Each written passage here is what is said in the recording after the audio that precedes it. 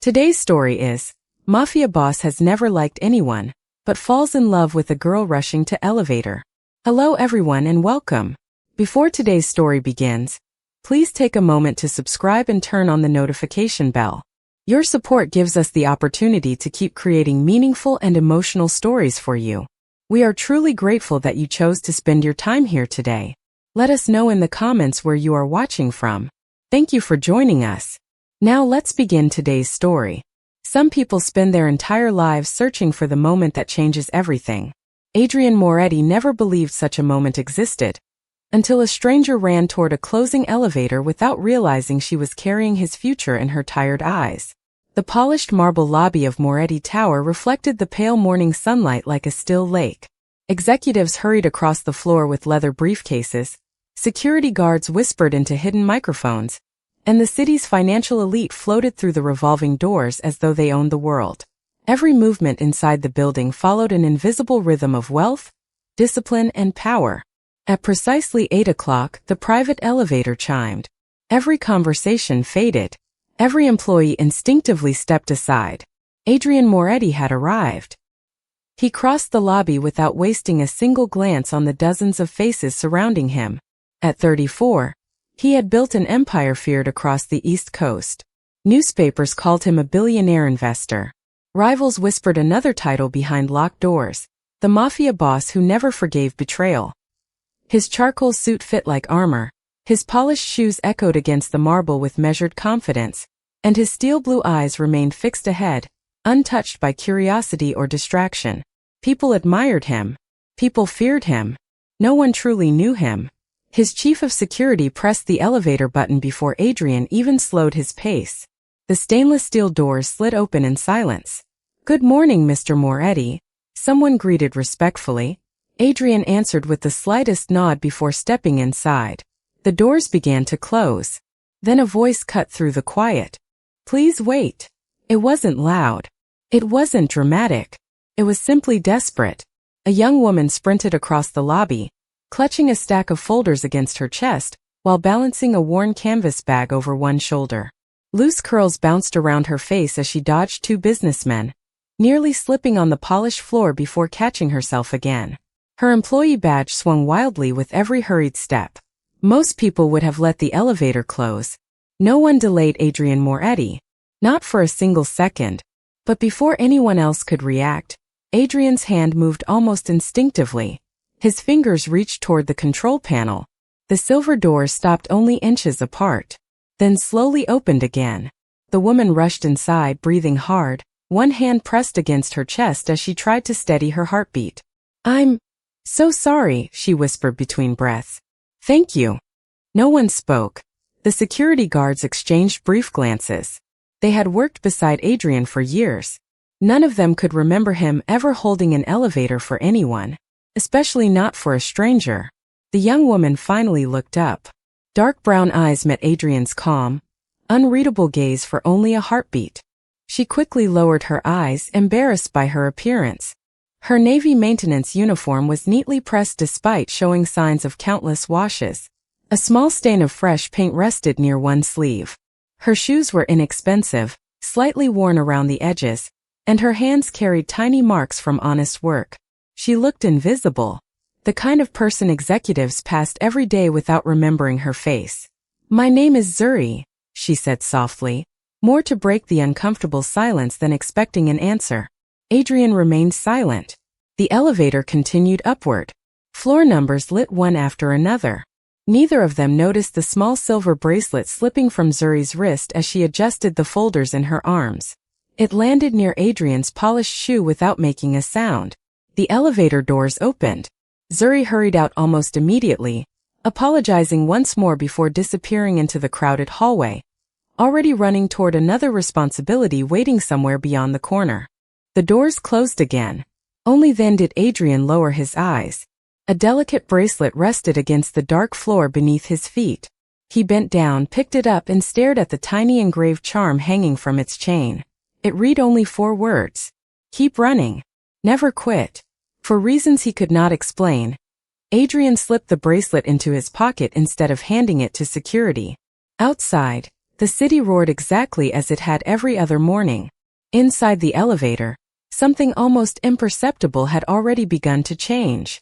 Adrian Moretti had negotiated billion-dollar mergers without raising his voice, dismantled rival organizations without leaving fingerprints, and walked away from betrayals that would have broken most men. Yet somehow, a woman whose name he had learned only seconds earlier refused to leave his thoughts. The private elevator stopped on the 52nd floor with its familiar chime. "Good morning, Mr. Moretti." Rows of executives immediately stood as Adrian entered the executive corridor. Every assistant lowered their voice.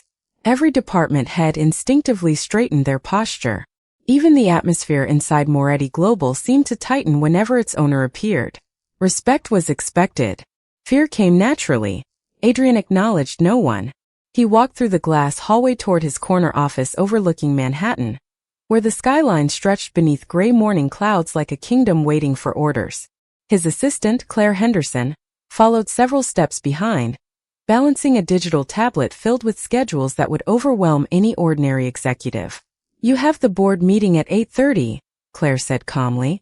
"Investment partners from Zurich arrive at 10. Lunch with Governor Harris at 12:15. The Charity Foundation interview has been moved to 4. Adrian removed his tailored jacket and placed it neatly across the back of his leather chair. "What else?" Claire hesitated. "There is one more thing." She rarely paused. Adrian noticed. The maintenance department requested approval for replacing the elevator's security sensors. Apparently one of them stayed open longer than scheduled this morning. For reasons he couldn't explain, Adrian's mind immediately returned to the young woman rushing across the marble lobby. Dark curls, tired eyes, a quiet voice that apologized before anyone accused her. He said nothing. Claire continued. "The engineers estimate 3 hours of maintenance. Approve it immediately." She made a note before leaving the office. Silence returned. Normally, Adrian appreciated silence.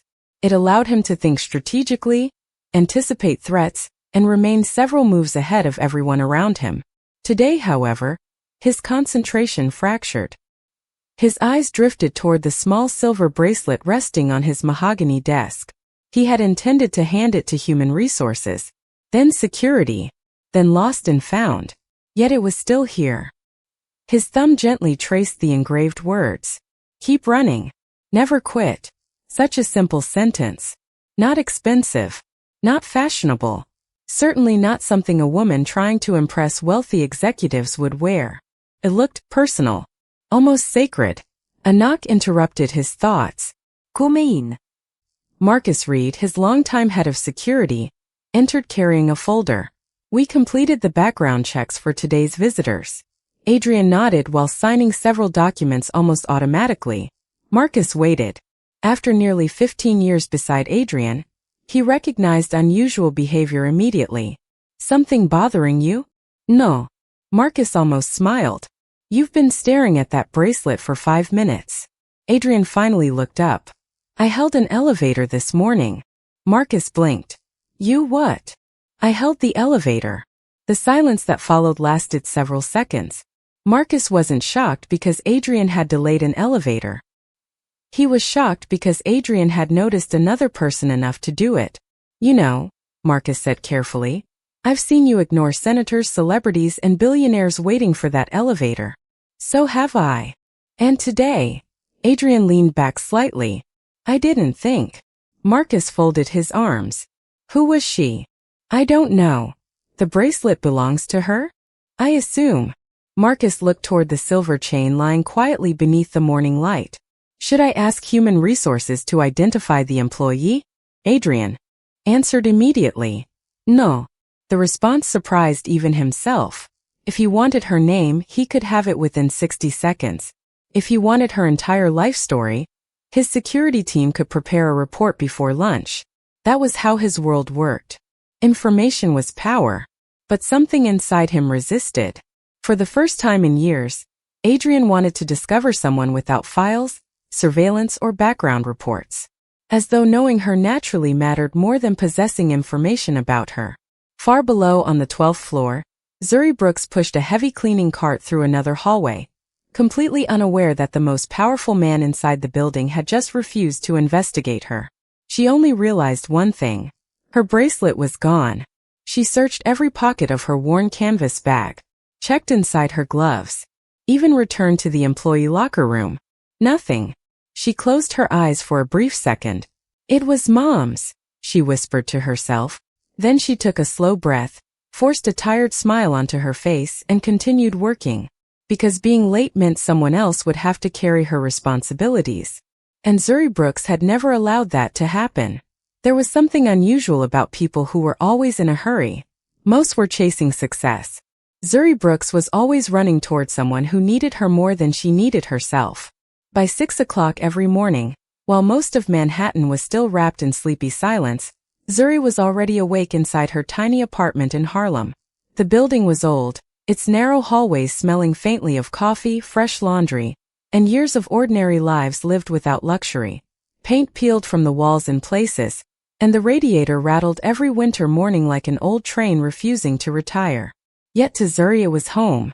She quietly tied her curls into a neat bun before walking into the small kitchen.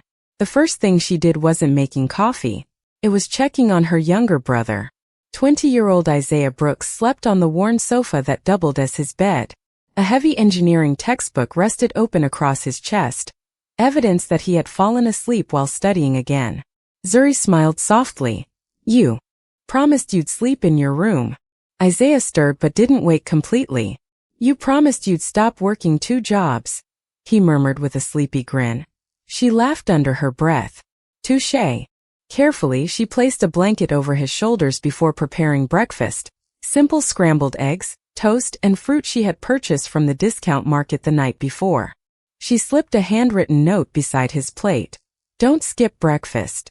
Good luck on today's exam. Lovesy. She never signed her full name. She didn't need to. By 6:30, she was already boarding the subway toward Midtown, earbuds tucked away because she preferred listening to people instead of music. Every station carried different stories. A father calming his nervous daughter before school. A construction worker calling his wife during a coffee break. An elderly woman struggling with grocery bags. When the train stopped at 125th Street, the elderly woman's shopping cart became trapped between the platform and the subway door.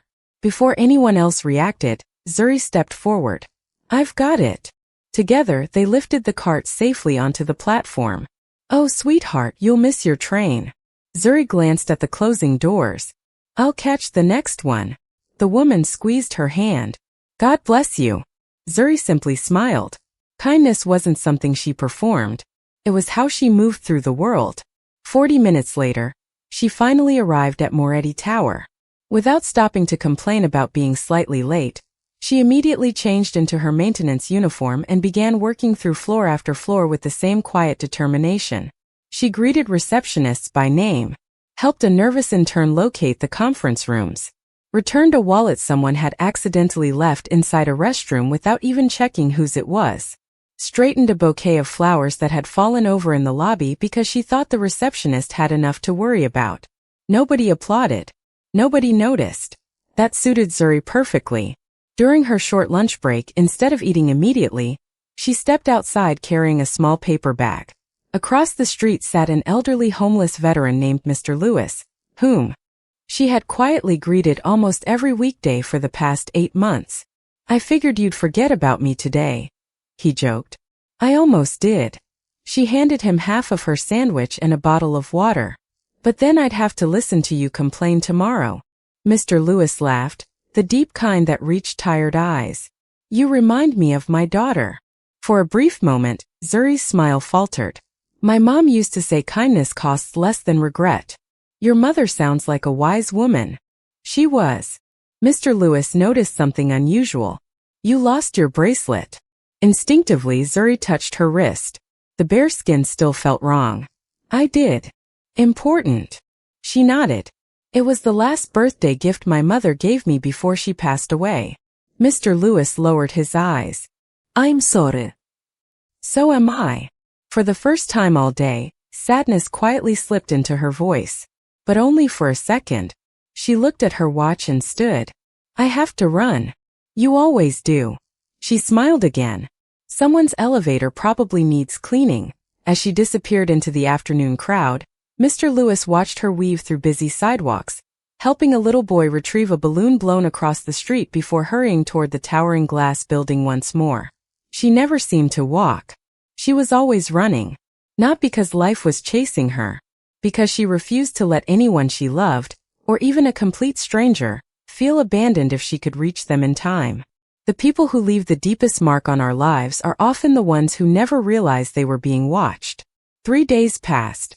To everyone inside Moretti Tower, they were ordinary business days filled with meetings, contracts, and deadlines. To Adrian Moretti, they became something entirely different. He began noticing the young woman everyone else overlooked. Not intentionally. At least that was what he told himself. The first time happened outside Conference Hall B. Adrian had just concluded a tense negotiation with international investors. The atmosphere remained heavy as executives followed behind him discussing numbers that carried more zeros than most people would earn in a lifetime. As they approached the hallway, a young intern hurried around the corner carrying 2 large archive boxes. The top box shifted. Papers exploded across the polished floor. The executives walked around the mess without slowing their pace. No one wanted to be late for the next meeting. Before Adrian could reach the intersection, someone else was already kneeling on the marble floor. Zuri. She carefully gathered every scattered page, arranging them back into neat folders before handing them to the embarrassed intern. "It's okay," she said with a warm smile. "Everybody drops something eventually." The young man looked ready to cry. "Thank you. These reports were due 10 minutes ago." "Then you'd better start running." She laughed softly. The intern laughed too. Within seconds, panic had become relief. Adrian continued walking, but for reasons he couldn't explain, he found himself looking back. The second time happened the following afternoon. Heavy rain pounded against the enormous glass windows surrounding the executive lobby. Employees waited comfortably inside until their rides arrived. Near the entrance stood one of the janitors, an older man struggling with a leaking umbrella that refused to stay open. Without hesitation, Zuri removed her own raincoat. "You'll catch a cold." "What about you?" the old man asked. "I run faster." Before he could refuse, she slipped the raincoat over his shoulders and dashed into the rain wearing only her maintenance uniform. Within seconds, she disappeared into the gray streets of Manhattan. From his office 52 floors above, Adrian had witnessed the entire exchange through the floor-to-ceiling windows. He never returned to the document lying open on his desk. Later that week, another moment found him unexpectedly. He stepped into the employee cafeteria earlier than usual after an exhausting morning of negotiations. Most staff members immediately stood when they noticed him. Except one. Zuri wasn't paying attention. She sat beside an elderly cafeteria worker whose hands trembled badly enough to spill an entire tray of soup across the counter. Several employees sighed impatiently. One businessman muttered just loudly enough to be heard. "Maybe it's time she retired." The elderly woman's eyes filled with quiet embarrassment. Before anyone else moved, Zuri grabbed a towel. "No worries." She knelt beside the spilled soup, wiping the floor while smiling at the woman as though nothing unfortunate had happened. "My grandmother used to say spilled soup means tomorrow will be lucky." The older woman chuckled through watery eyes. "I've never heard that." "Neither had my grandmother." They both laughed. Even the cashier smiled. Standing several yards away, Adrian realized something unexpected. She never helped people to be noticed. In fact, she seemed happiest when nobody was watching. Marcus Reed quietly stepped beside him. "You've been seeing her everywhere lately." Adrian remained silent. Marcus continued. "Or maybe you've simply started looking." The observation lingered longer than Adrian wanted to admit. That evening, while reviewing acquisition proposals inside his office, he found himself holding the silver bracelet once again. "Keep running. Never quit." He finally understood. Those words weren't motivation. They were a description. Because everywhere he encountered Zuri Brooks, she was always moving toward someone else's problem before anyone thought to ask for help. She carried burdens that weren't hers. She solved troubles that brought her no reward. She disappeared before gratitude could catch up. And perhaps that was what unsettled Adrian most. In a world where nearly everyone approached him hoping to gain something, she seemed to move through life giving pieces of herself away without expecting anything in return. For the first time in years, Adrian Moretti wasn't studying a business rival. He wasn't analyzing a financial opportunity. He wasn't preparing for a negotiation. He was trying to understand a woman whose greatest strength seemed to be something money could never purchase: compassion.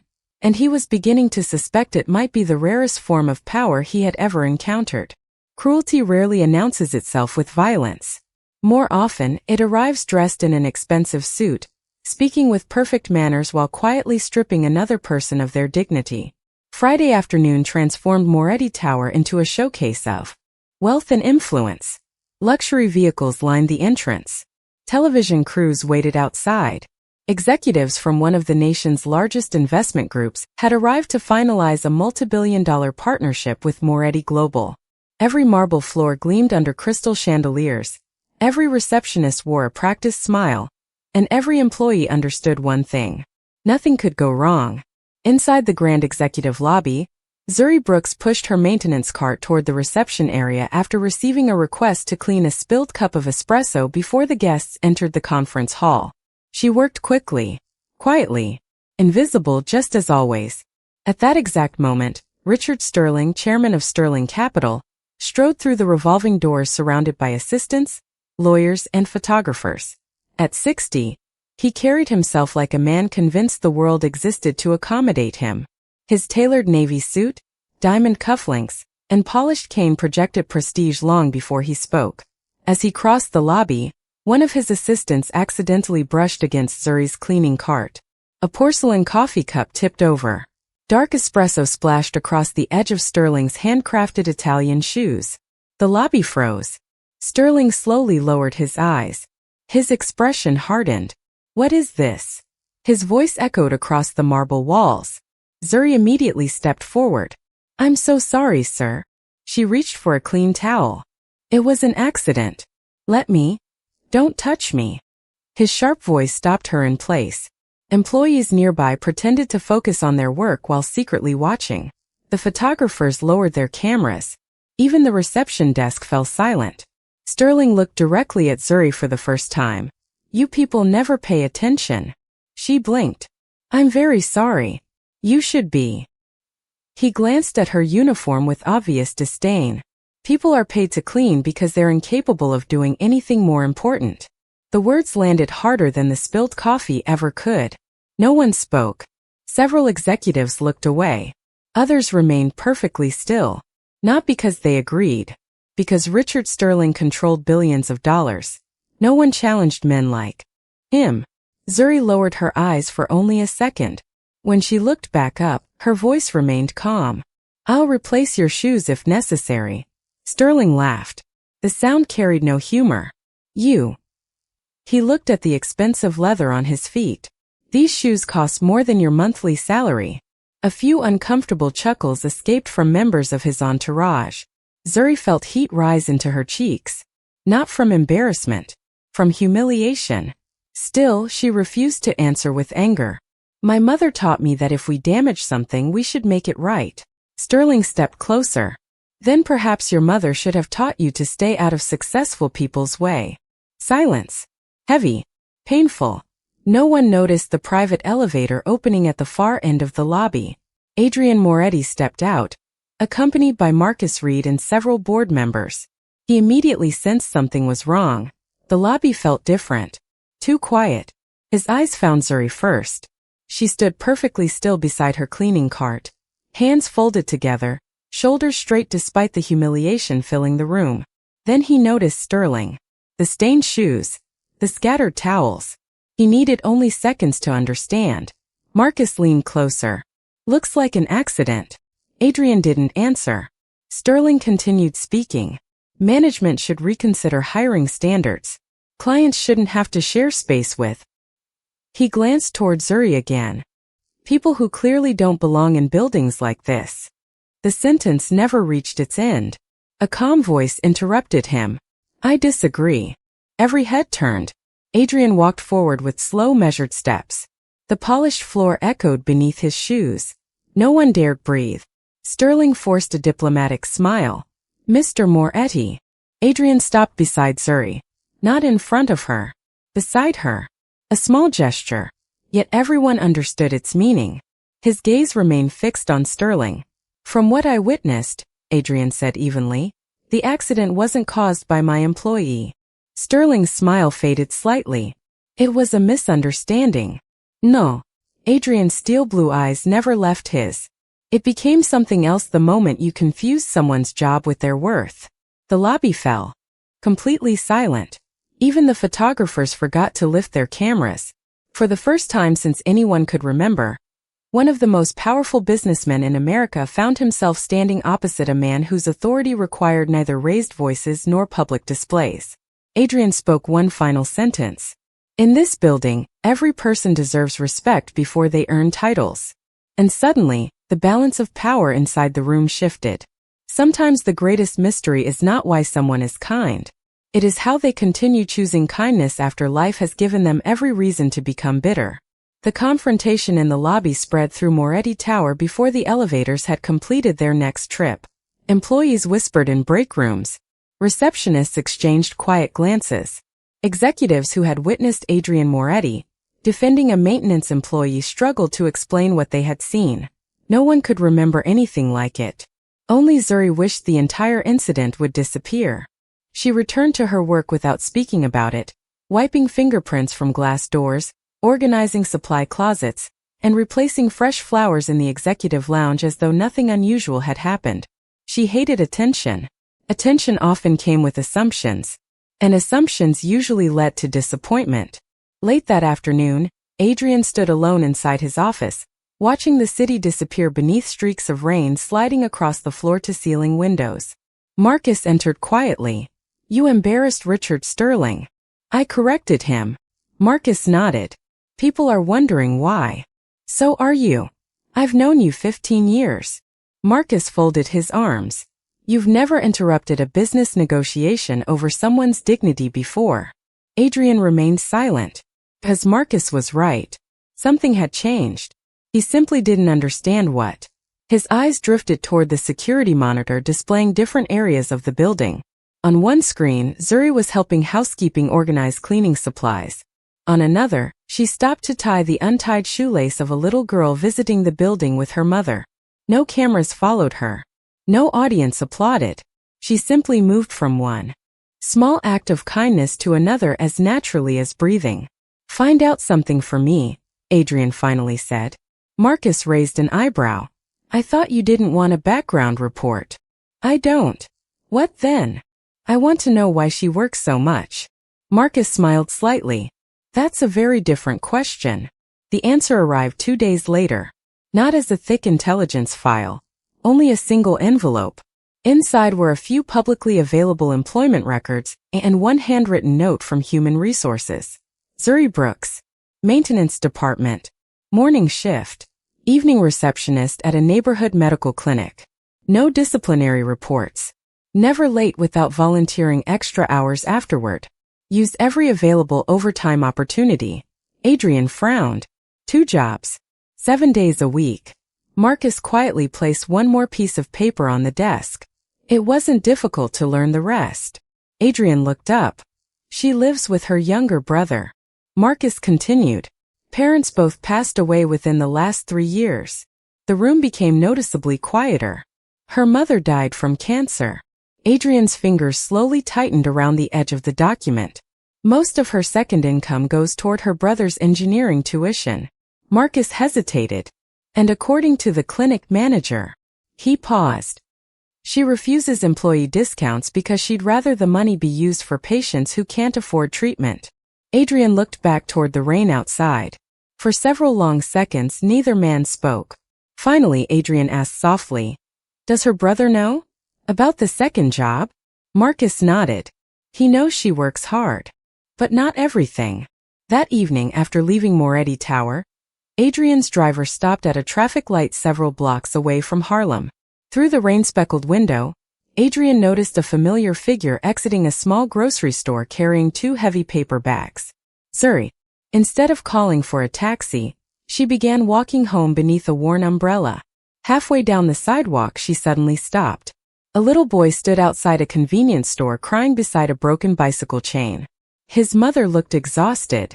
Without hesitation, Zuri set her groceries on the wet pavement. Let's see. She knelt on the sidewalk, ignoring the rain soaking through her sleeves. After several patient minutes, grease covered her fingers. The bicycle chain clicked back into place. There. The little boy's face lit up. You fixed it. I had a good teacher. Who? My dad. She smiled toward the cloudy sky. The child hugged her without warning before riding away. His mother tried to hand Zuri $20.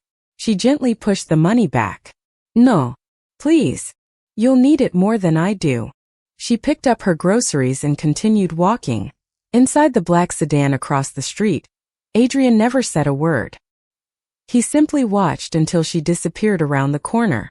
Money had introduced him to thousands of people. Power had earned him endless loyalty. Fear had guaranteed obedience. But none of those things explained the woman who quietly gave away pieces of herself every single day, while asking for absolutely nothing in return. For the first time in years, Adrian Moretti realized he was no longer trying to understand Zuri Brooks. He was beginning to admire her. And that realization unsettled him far more than any enemy ever had. The moment someone discovers the truth about another person's world, innocence is often replaced by fear. And sometimes love begins at exactly the same place fear does. Nearly 2 weeks had passed since the confrontation in the lobby. Life inside Moretti Tower appeared to return to normal. Board meetings continued. Investors came and went. Elevators opened and closed without hesitation. Yet one invisible thread now connected two lives that had once existed in completely separate worlds. Zuri noticed it first. Not the admiration. The silence. Whenever she crossed paths with Adrian Moretti, he never treated her differently from anyone else. He never smiled unnecessarily. He never started conversations. But unlike everyone around him, he looked directly at her when he said, "Good morning." It was a small gesture. Strangely, it unsettled her more than if he had ignored her completely. One Thursday evening after finishing her shift at the medical clinic, Zuri stepped outside into the cool autumn air. The streets shimmered beneath. Recent rain reflecting red brake lights and glowing storefronts across the wet pavement. She decided to walk toward the subway. Halfway down the block, headlights swept across the sidewalk. 3 black SUVs stopped outside an upscale restaurant. Men in dark suits exited first, scanning rooftops, parked cars, and passing pedestrians with practiced precision. Then Adrian stepped from the center vehicle. Everything around him changed. Restaurant staff hurried to open doors. Security formed a quiet circle. People instinctively moved aside. Zuri froze. She had always known he was powerful. Now she understood just how powerful. A television reporter standing nearby whispered excitedly into her microphone. Adrian Moretti has arrived for tonight's private meeting with international investors. Another cameraman quietly added, "They say even rival crime families avoid provoking him." The words caught Zuri completely off guard. Crime families. She looked toward Adrian again. His expression remained calm, controlled, untouchable. For the first time she noticed details she had overlooked before. The bodyguards never relaxed. The discreet earpieces. The armored vehicles. The scars barely visible beneath the collar of his perfectly tailored coat. A strange feeling settled inside her chest. Not disappointment. Concern. She quietly stepped backward into the crowd before anyone noticed her. Across the street, Adrian instinctively glanced toward the sidewalk. For only a second, he thought he recognized someone disappearing into the evening crowd. By the time he looked again, she was gone. The next morning, something felt different. When Adrian entered Moretti Tower, Zuri greeted him politely as always. "Good morning, Mr. Moretti." Her voice was warm, respectful, but she no longer met his eyes. She immediately returned to organizing cleaning supplies. Marcus noticed. So did she. Adrian looked at him. "She knows." Marcus's voice remained low. "About you." Adrian said nothing. He didn't need confirmation. He could feel the distance. Over the following days, it grew impossible to ignore. Whenever Adrian approached, Zuri quietly chose another hallway. If they entered the Cafeteria together, she finished her lunch early. If they reached the elevator at the same moment, she waited for the next one. Not out of disrespect. Out of caution. She had spent her entire life protecting the people she loved. Power like Adrian's didn't simply attract admiration. It attracted danger. One evening, Isaiah looked up from his textbooks as Zuri prepared dinner.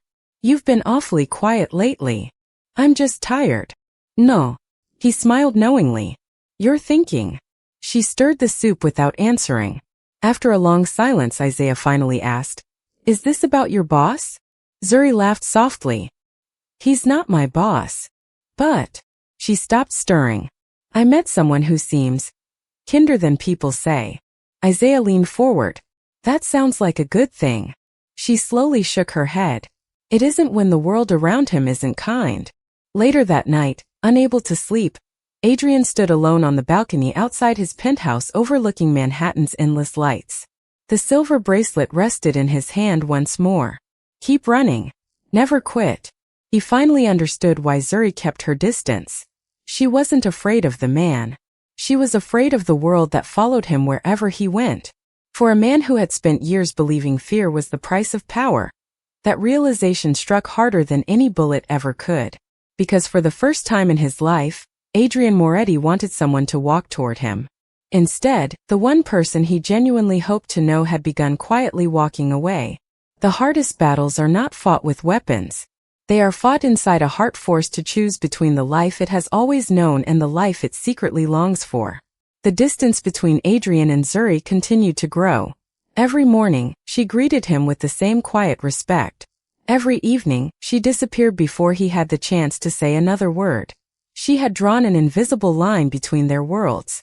And unlike every obstacle Adrian Moretti had ever faced, this one could not be removed with power. One Monday afternoon, Marcus entered Adrian's office carrying a secure phone. "The Naples delegation has arrived." Adrian barely looked up. Marcus lowered his voice.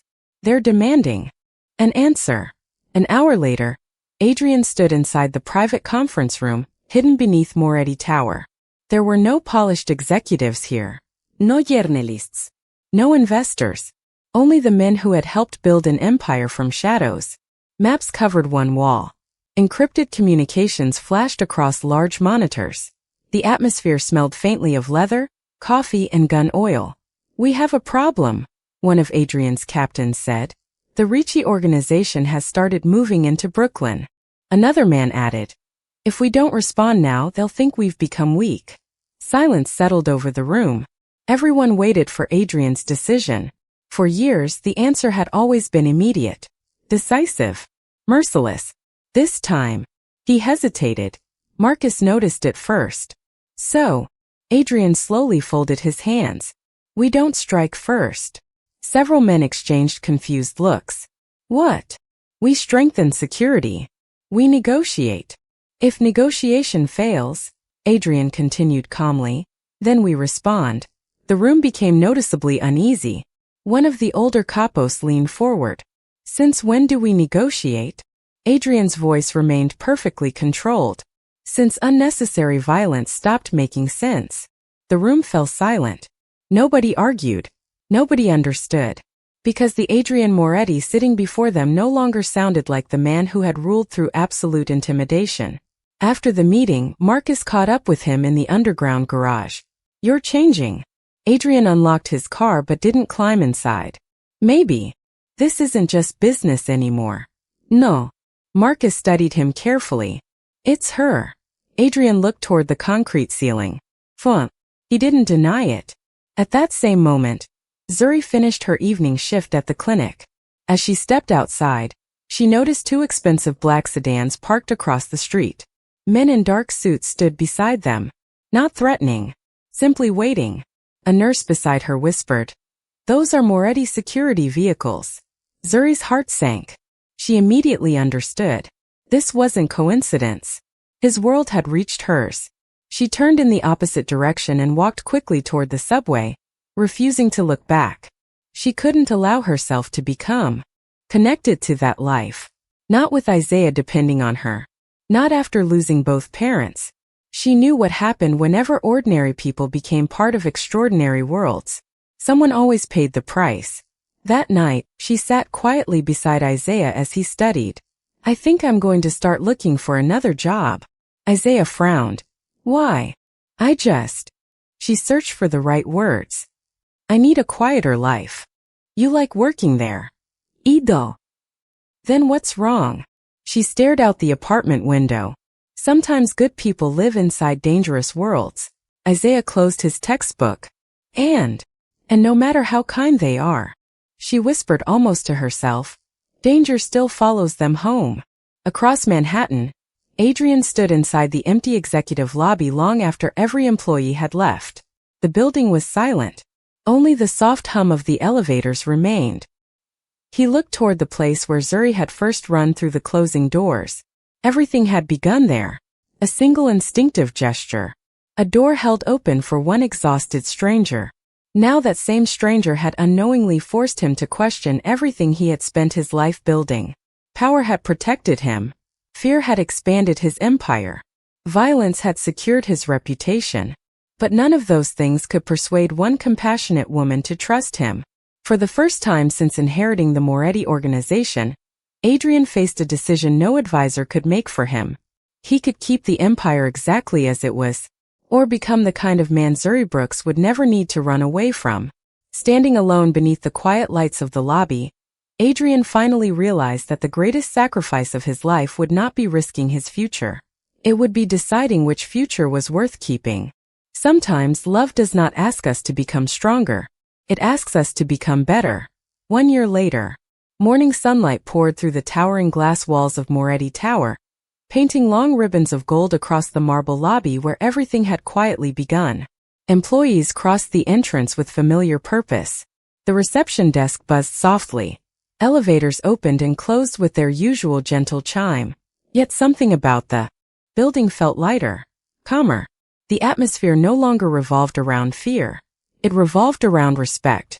The transformation had started months earlier. To the surprise of New York's business world, Adrian Moretti had stepped away from countless shadow dealings that had once defined his empire. Companies under his control shifted entirely toward legitimate investments, community development, and scholarship programs for underprivileged students. Many believed he had become weaker. They were wrong.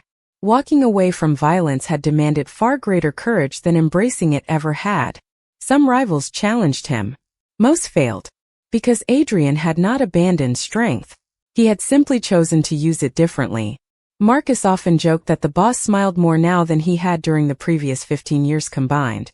Adrian denied it every time. Marcus never believed him. On that particular morning, Adrian entered the lobby without the overwhelming security formation that had once surrounded him everywhere he went. Only Marcus walked beside him. You've got 10 minutes before the foundation meeting, Marcus reminded him. I know. You seem distracted. Adrian's eyes settled on the familiar elevator doors. I've been distracted for about a year. Marcus laughed quietly. So I've noticed. The elevator chimed. Its doors began closing. Then, a familiar voice echoed across the lobby. Wait, please. Marcus smiled before Adrian even moved. I had a feeling. Without hesitation, Adrian reached toward the control panel, just as he had done 1 year before. The silver doors reopened. Zuri Brooks stepped inside, slightly out of breath, carrying a stack of folders and laughing at herself. I guess I'm still running. She looked up. This time she didn't lower her eyes. She smiled. A genuine, peaceful smile that reached all the way to her warm brown eyes. So am I, Adrian replied. For a moment, neither of them spoke. The elevator began rising. Soft instrumental music drifted through hidden speakers. Outside, the city shimmered beneath the bright autumn sky. Adrian reached into the inside pocket of his jacket. I think this belongs to you. He placed the small silver bracelet gently into her hand. Zuri stared at it in complete disbelief. My bracelet. I've been meaning to return it. She laughed through sudden tears. You've had this the entire time. I suppose I was waiting for the right moment. Her fingers carefully wrapped around the familiar chain. She traced the tiny engraved words her mother had chosen years ago. Keep running. Never quit. I thought I'd lost it forever. Adrian looked at her quietly. Some things are worth finding. Silence settled between them. Not an awkward silence. The comfortable kind shared by two people who no longer needed to hide behind distance. Finally, Zuri looked directly into his eyes. I was afraid of your world. I know. And now? He answered honestly. I'm still leaving parts of it behind. She studied him for several seconds. Not the tailored suit. Not the reputation. Not the man newspapers had once feared. She saw the man who had defended a stranger's dignity. The man who had changed because he finally understood that real power protects instead of destroys. Very slowly she reached out. Not to shake his hand. To take it. The elevator doors opened onto the executive floor. Neither of them moved immediately. Marcus, standing outside with an amused smile, quietly stepped back to give them space. Looks like you're both late, he teased. Adrian smiled without embarrassment. Some things are worth waiting for. Zuri laughed. Together they stepped out of the elevator. Not as a mafia boss and a maintenance employee. Not as two people separated by wealth, status, or fear. But as two human beings who had chosen kindness over pride, courage over comfort, and hope over the wounds of the past. Far below, Manhattan continued rushing through another ordinary day. Inside Moretti Tower, however, one extraordinary truth remained. A man who had spent his life believing that power could open every door had discovered that only compassion could open a heart. And a woman who never stopped running had finally found someone she no longer needed to run away from. As they disappeared down the sunlit hallway together, the elevator doors slowly closed behind them, the same doors that had once brought two strangers together by chance. Only now they carried two souls walking toward the same future. And that day, everyone who truly knew their story remembered what dignity, kindness, and love really looked like.